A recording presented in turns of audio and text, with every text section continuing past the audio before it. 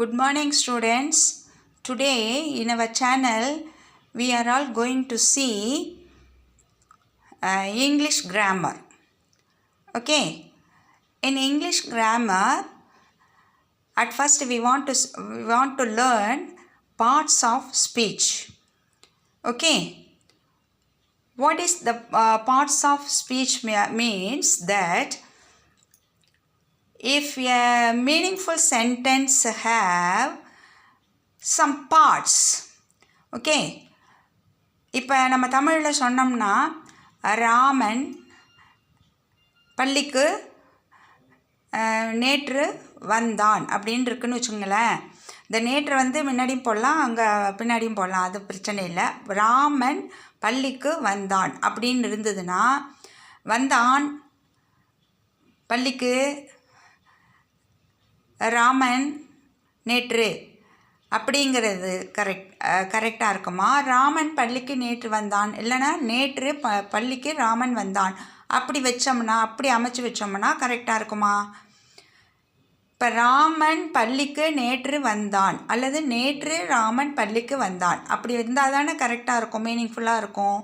அது மாதிரி தான் நம்ம இங்கிலீஷ்லேயும் வந்து மீனிங்ஃபுல் சென்டென்ஸ் ஷுட் ஹேவ் அதுக்குன்னு சில பார்ட்ஸ் இருக்குது.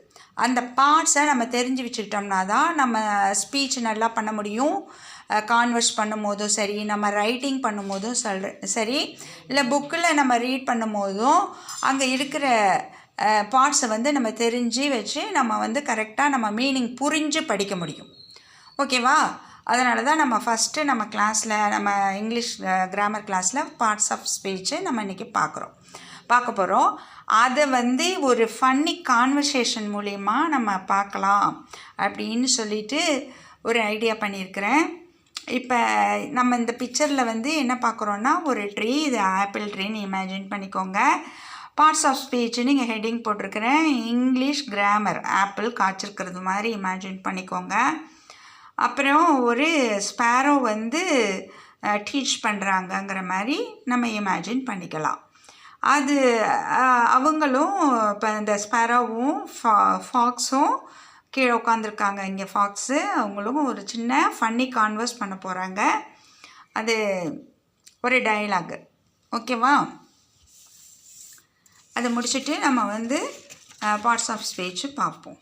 ஓகே, இப்போ நரி பேசுகிறாங்க. நரி: குருவி, நீ என்ன பண்ணுற? நானானே, நான் வந்து இங்கிலீஷ் படிக்கிறேனே. அது சரி, அந்த ஆப்பிள் என்ன ஒரு தினுசாக இருக்குது 2 கலரில்? அதானே, அதுதானே இங்கிலீஷ் கிராமர் ஆப்பிள். ஒரு பக்கம் ரெட்டு, ஒரு பக்கம் க்ரீன்.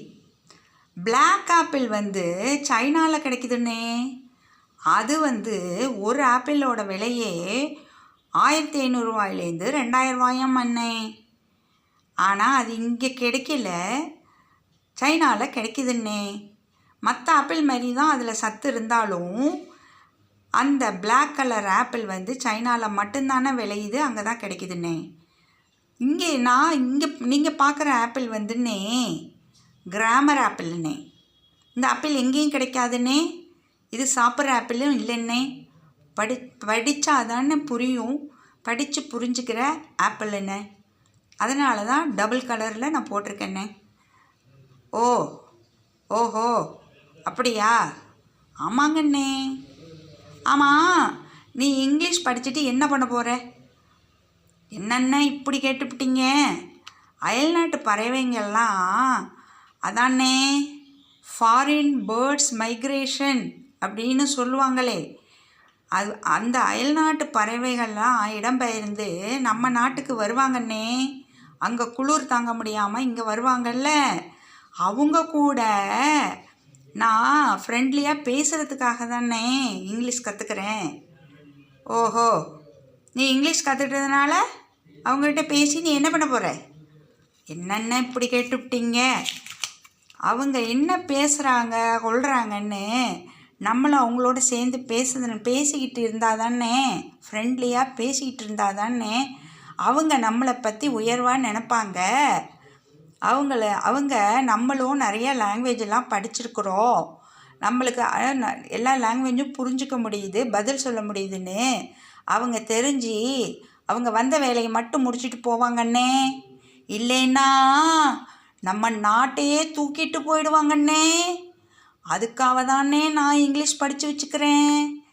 ஓஹோ, நீங்கள் காக்காவெல்லாம் ஏமாத்துற மாதிரி என்னக்கிட்ட எல்லாம் முடியாதுண்ணே. இப்போ காக்காவும் ரொம்ப ப்ரில்லியண்ட்டாக ஆயிட்டாங்கண்ணே. காக்கா அப்போ வடை சாப்பிட்டாங்க, காக்கான்னு கத்துனாங்க அப்படிங்கிறதெல்லாம் போயிட்டுண்ணே. இப்போ காக்கா ப்ரெட்டை காலில் ஹோல்ட் பண்ணி வச்சுட்டு அழகாக காக்கான்னு பாடுறாங்கண்ணே. நீங்கள் போய் அவங்ககிட்ட எல்லாம் இப்போ ஏமாத்தலாம்னு நினைக்காதீங்கண்ணே. கொஞ்சம் நீங்களும் மாறுங்கண்ணே, ஏமாத்துறதெல்லாம் விட்டுருங்கண்ணே. சரி, இன்னைக்கு என்ன நீ சொல்லி கொடுக்க போகிறையாம்மா? அதாண்ணே பார்ட்ஸ் ஆஃப் ஸ்பீச்சுண்ணே. அதாண்ணே பார்ட்ஸுன்னா பகுதி. ஒரு ஸ்பீச்சுன்னா பேச்சுன்னே. இந்த பேச்சு பேசும்போது அதில் பகுதி இன்னென்ன வார்த்தைகள் இன்னென்ன இது பொருள் படுற மாதிரி வார்த்தைகளை வச்சு தான் பேசணும்னு ஒரு ரூல்ஸ் இருக்குண்ணே. அது எல்லா மொழிக்கும் இருக்குண்ணே, இங்கிலீஷ்க்கு மட்டும் நினைக்காதீங்க, சரிங்களாண்ணே? அதை தானே நான் அன்றைக்கி சொல்லி கொடுக்க போகிறேன். நீங்களும் கொஞ்சம் காதில் கேட்டு போட்டுக்குங்கண்ணே. சரி சொல்லு. இப்போ பாருங்கண்ணே, பார்ட்ஸ் ஆஃப் ஸ்பீச் அப்படின்னு சொல்கிறோம் இல்லையா? இப்போ ஒரு சென்டென்ஸ் அமைக்கணும்னா அதில் 8 பகுதிகள் இருக்கும்.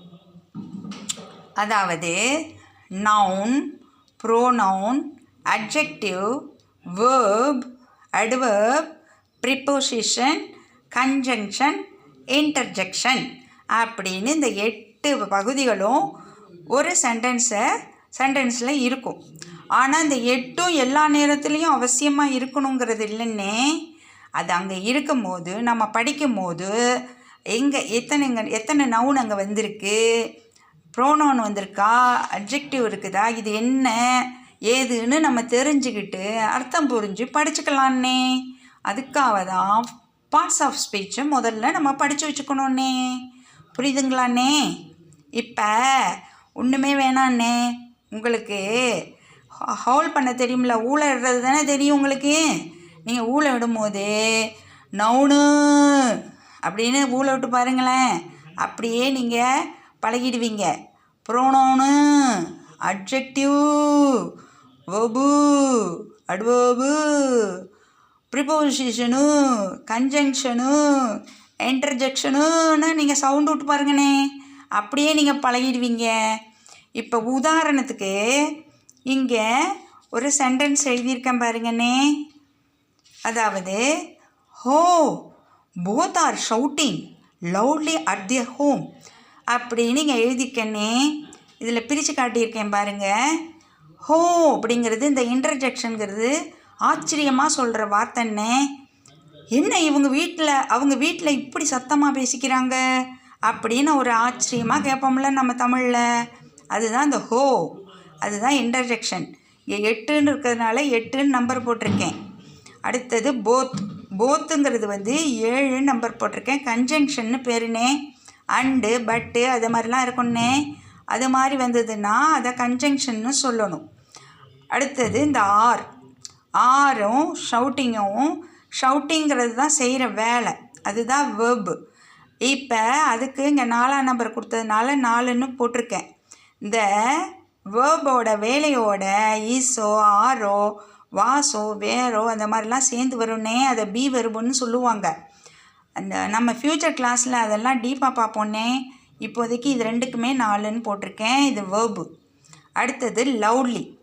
இப்போ இங்கே நம்ம சொன்னோம்லண்ணே, நவுனு, ப்ரோனவுனு. நவுனை ரீப்ளேஸ் பண்ணிவிட்டு வர்றதுக்கு தான் ப்ரோனவுன்னு சொல்கிறது.